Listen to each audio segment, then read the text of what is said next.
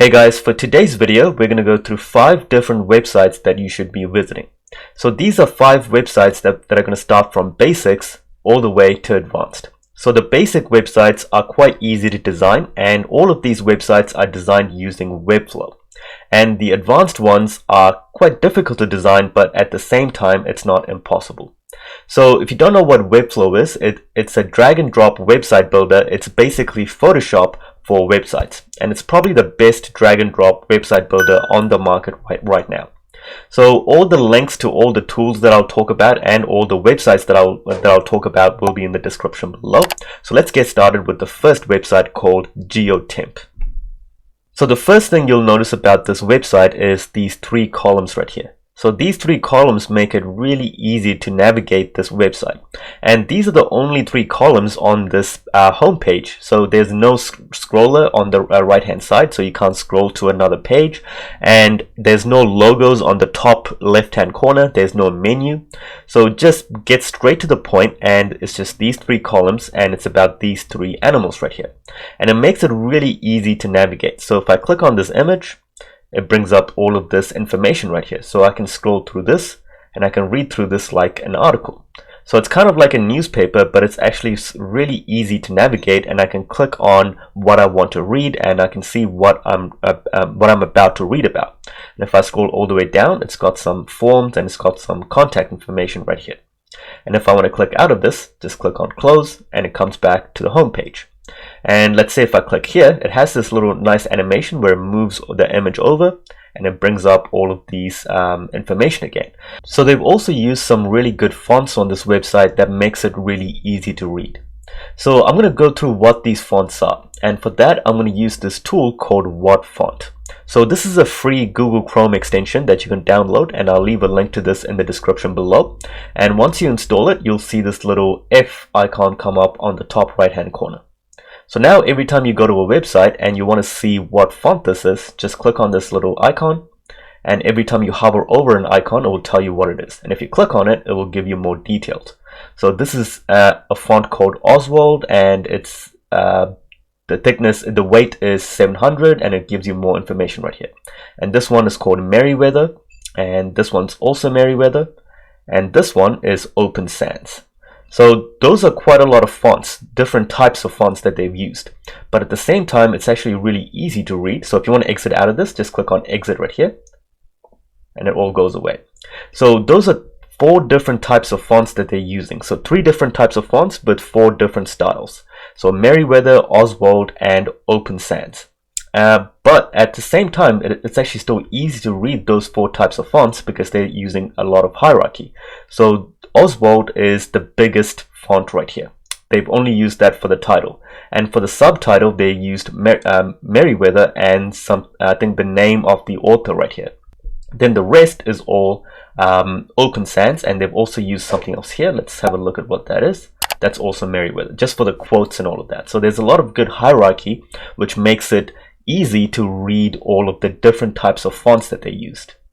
The reason I picked this as the first website is because this is actually a really easy website to build. If you use webflow.com, it's really easy. So I'll leave a few links to some free courses in the description below where they show you how to use Webflow grids, how to use typography, web design. There's so many different courses here. I'll leave a link to this in the description below. The next website is called fantasy.co. So this is a design agency, and it's actually quite a similar design and a similar navigation to the previous website, except they have multiple sections on the homepage. So this is the homepage, and when I scroll down, you can see it just skips to the next section. So you can't actually scroll halfway between one section to another. And if I just kind of skips to one section, so if I scroll halfway between this section and the bottom one, it just animates into this. So that actually makes it a lot easier to navigate, and it's a really similar user experience on tablet and on desktop as well. So if I click on the menu right here on the right hand side, it's got this nice cool looking animation, and if I click on what we do, so this is their portfolio, and again it's the same navigation here. So let's click on view right here on one of their projects, and you can see it's the same exact similar animation to the previous website, like when you animate it in like this. And they've also got this nice looking back button right here, which makes it quite obvious on how to actually move back to the home page or the what we do page. So let's scroll down this. Again, it's the same thing. Now the only bad part about this website is the images are quite high quality, and there's a lot of videos just like this, which makes it which takes a bit longer for the website to load up. So I've noticed sometimes if I click on the home page, so it's actually working fine now, but sometimes it actually takes a bit longer to load up the video. So it's not always a good idea to put too many high resolution images or videos as the background on your website. This is a website called Memberstack.io, and it's an online software that turns your website into a membership site or a website that can accept payments. So I chose this website for these interactive animations right here. So right now there's a home icon right here and a content icon. And watch what happens when I click on members only content. So if I click on this little switch, it adds an extra sign up page. And if I click on accept payments, it adds an extra checkout page. So it just makes the animation more playful and interactive. And this is what the actual software does, the Memberstack.io software. It adds a sign up page to your website and also a checkout page so you can accept payments. So this interactive animation shows people how simple it is to use this software. It is as simple as just switching on and off. So you can just, with the switch of a button, you can add a sign up page or a checkout page. And there's also other options here. So you can add a recurring membership or a setup fee or a free trial, and you can also play around with this to see what this software is like. So how did they create those interactive animations? They used this software called Lottie. So this is a great software that will let you integrate your After Effects animations with your Webflow website. And there's heaps of great courses on how to use this on the Webflow University. I'll leave a link to this in the description below. So let me show you a few examples of what you can learn from this. So this is a scrolling animation right here. So if I scroll down, it just the animation animates with the scroll. And here's another one of a bubble just bursting when you click on it. So it's a really simple animation. And this is a 3D rose. So as you scroll, it just rotates. And this is one of my favorites. So when I hover my mouse over this galaxy, the galaxy rotates. So that's a really cool feature right there. And you'll learn how to do all of this on Webflow University. So this next website is by a bike company called Vanmoof. So I'm not sure if I'm pronouncing that right, but as soon as you get into the website, it actually starts playing an intro of a video like this.